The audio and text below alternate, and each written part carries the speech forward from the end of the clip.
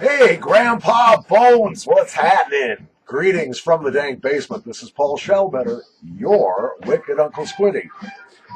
Well, congratulations on 500 plus subscriptions. That's really cool. Congratulations. Well, I also thank you for the opportunity to play in your contest.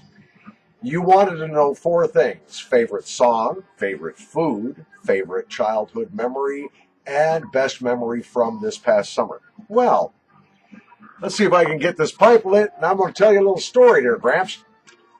Hang on a sec. Trusty diamond matches. Oh,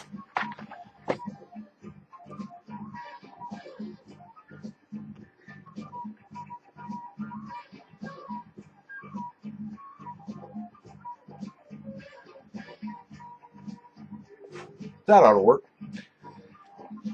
Anyway, okay. Favorite food. I love a really strange food.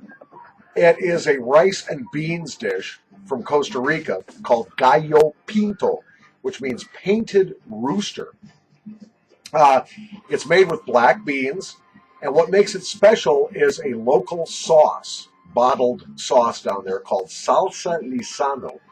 And lisano is kind of like a cross between Worcestershire sauce and soy sauce, for want of a better comparison, but it's not that either. It's a real strange sauce.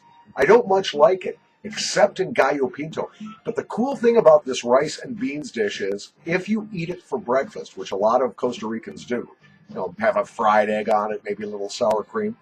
If you eat that for breakfast at 7 in the morning, you will be good to go until about 2:30 in the afternoon. It really stays with you.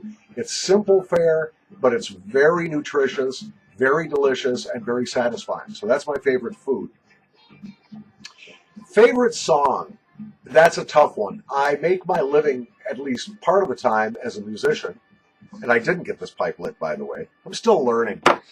Anyway, as a musician, I have learned hundreds of songs and played dozens on a regular basis, and it's very tough to pick a favorite song. But when I think about YouTube, in particular, the YouTube pipe community, I think of an obscure song from Elton John from early in his career, and the song is called Friends, and it was the title track of a motion picture from like 1971 or 72.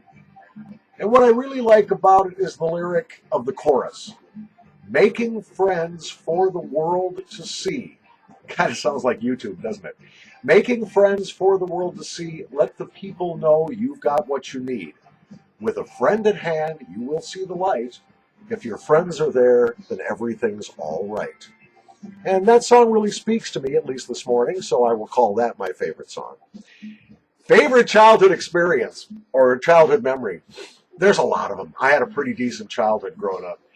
But I remember I'm 9 or 10 years old, and we are up at my parents' lake cabin. If you've ever seen the movie Fargo, you know that it takes place in a city called Brainerd, Minnesota. It does not take place in Fargo. And my parents' lake place is about 15 miles south of Brainerd, on a lake called South Long Lake.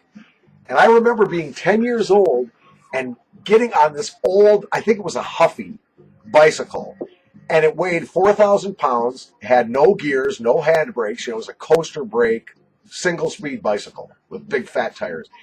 And I rode it as fast as my fat little legs could pump down this old sort of gravel and dirt road, just a crappy road. It's since been blacktopped. But then it was just this really bad gravel, cruddy road. And I rode as fast as I could up to the little lakeside store, which is called, or was called, Peggy's. At least that's what we all called it, because Mrs. Peggy Rowan, God rest her, was the proprietress. One of the special things about Peggy's was, even before it was cool to ban plastic grocery bags and stuff like that, Peggy did not offer disposable bags at her store. You had to bring your own reusable grocery bag. And if you didn't have one, She would loan you one that she made on her foot-powered, not electrically powered, foot-powered Singer sewing machine. And she would make these sort of crazy quilt-looking bags that she would pack the stuff in. So if you needed to take your bottle of milk or your bread or whatever home, you'd have a bag to carry it in. And what made Peggy's really special was that they had an old pinball type machine called a Williams Pitch and Bat.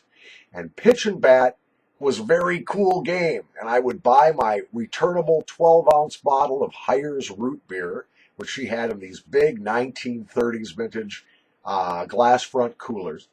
And I would get my bottle of Hires root beer, and then I would put a dime, that's right, a dime into the slot of the Williams Pitch and Bat and play baseball. And what it did was it fired a pinball out of a chute at about the pitcher's mound.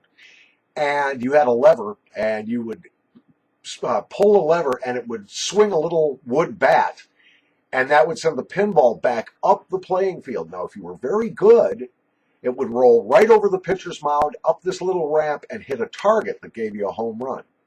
But if you didn't get lucky or you weren't skillful, the ball would roll up to the top of the playing field and hit a target that said either double, single, triple, or out. And you got 3 outs per side because you could play it with your friends, regular inning.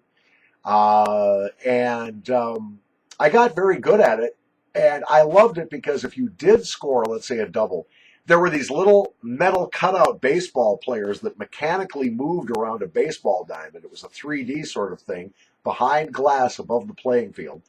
And if you were real good, you could win free innings. And there were 4 different pitches. You could pitch a slow ball, a fastball, a curveball, or a knuckler.